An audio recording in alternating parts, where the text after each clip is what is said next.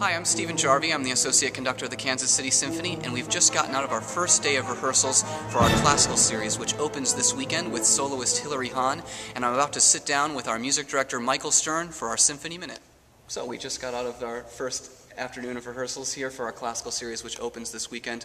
Music of Stravinsky and Ravel are big highlight pieces for this weekend. Tell us a little bit about what made you choose the Firebird and the beautiful, sentimental, and noble waltzes to start our season this year. Well, in a way they're linked. The Stravinsky, of course, is not really French music, but it was written by Stravinsky in his French phase, his French period.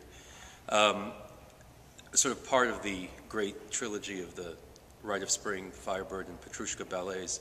What is amazing about this music is how different those three ballets are, cutting new territory in each of those scores and really being written in a very short period of time between, well, this piece was, in this version was 1919, but it was originally 1911, and the Rite of Spring came 2 years after that.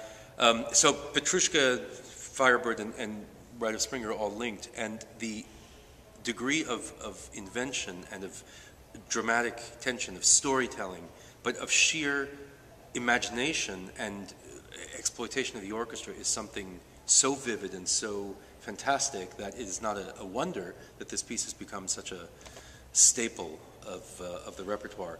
And it's a piece, funnily enough, which always challenges you. You know, people, it's played as much or more than any other Stravinsky score. And yet, there's always something new to find in the score. It's something amazing. And it highlights the orchestra in an extraordinary way, both communally together and with wonderful individual solos. And all of that was in my thinking when I thought about how I would like to come back after the summer. It's such a wonderful feeling at the end of the break to come back and start the season, to find the orchestra in good shape, to see new faces in the orchestra, people who we hired last year who are playing with us for the year, and just feeling the energy and the excitement that always is part of launching the new season.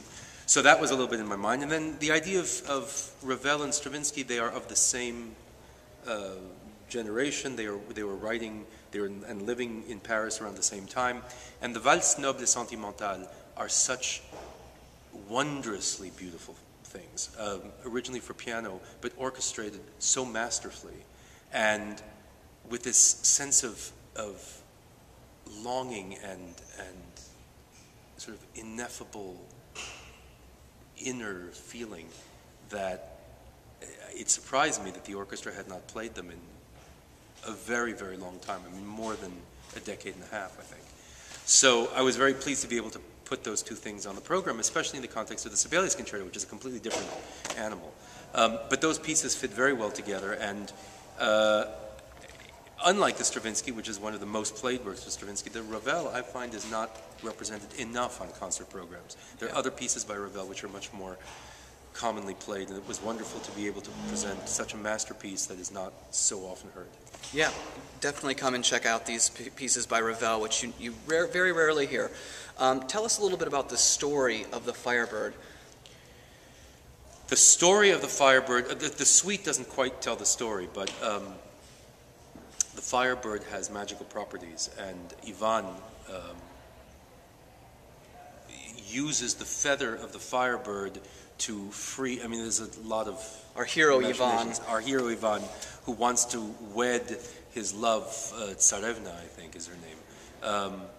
But Kachai has put everybody under a spell, and everyone is turned to stone, and the maidens are all captive. And